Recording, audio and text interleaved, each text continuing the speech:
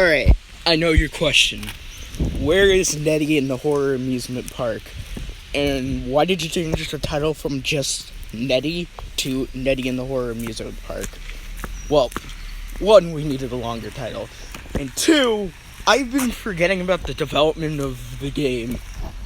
I only got 2 chapters done.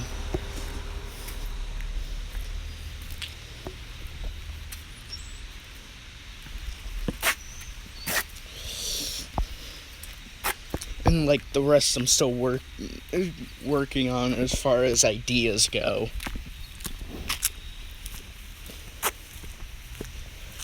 Mainly I want to focus on the core development of all 20 chapters.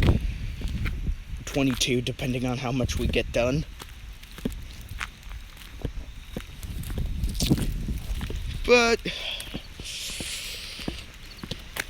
yeah, I mostly want to focus on the development of the main game. There will be one extra mode added to the game.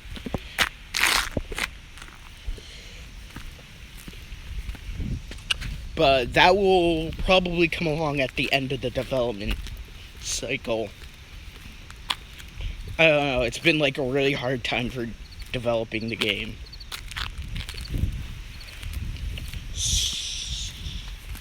It's been extremely hard. I've been forgetting a lot of stuff, and it's been just a lot of work.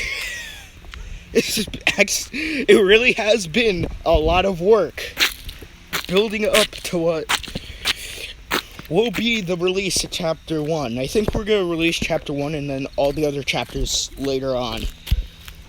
So, 20 chapters. It's a horror game.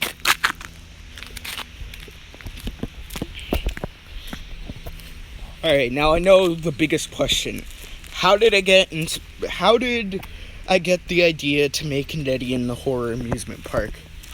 Well, it first started off with Nettie himself. Yeah, Nettie was the first thing to be designed to have a design. Which, if you could guess, his design is inspired by old 1930s cartoons. Similar to the likes of Bendy. Although I wanted more Felix the Cat look rather than a Mickey Mouse look, because then it would just be straight up plagiarism. And I don't want to plagiarism on somebody else's work, so his design was more or less more based on Felix the Cat. The Bendy inspirations was the fact that Nettie is a Nephilim.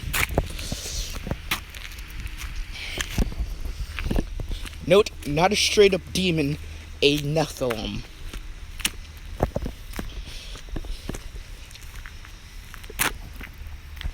The idea came when I had the idea to make a 6-legged character.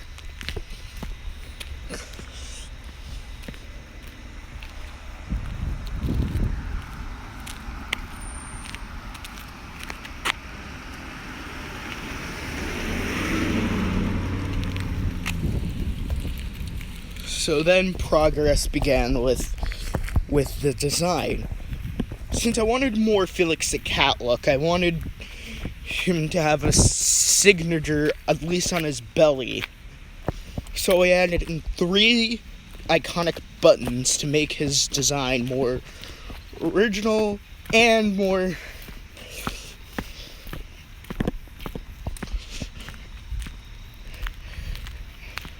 iconic.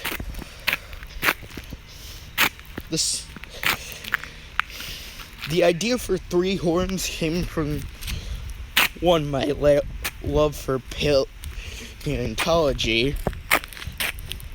You could guess where the 3 horns came. 3 horns came from, and the fact that him just having a regular round head didn't fit that much. It kind of I don't know. It's kind of like taking away Dimetrodon's iconic sail. Without that, you wouldn't be able to recognize him against Veranops or the Couch Potatosaurus, even though it wasn't even a lizard, it was just a mammal-like reptile. So yeah, like, not having it was the biggest mistake, so I tweaked the design in order to make a more iconic look. And yes, as you could probably guess, the smile changed a lot. It was first going to look like Bendy's smile in order to be like, oh look, they're so similar. But then it changed a lot over the time. First, I was gonna have the next thing I was gonna have him have was a signature, was a side smirk, like Sonic has. But then that kind of made him too friendly looking. So we tweaked the design to make him have a signature smile.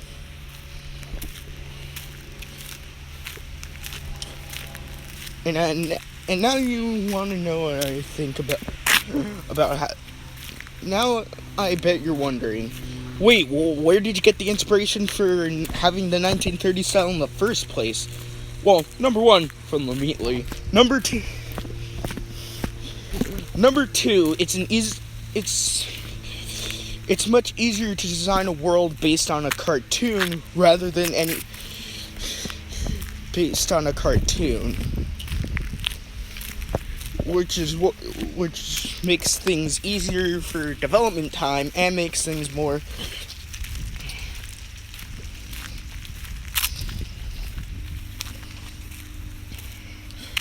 easier to design.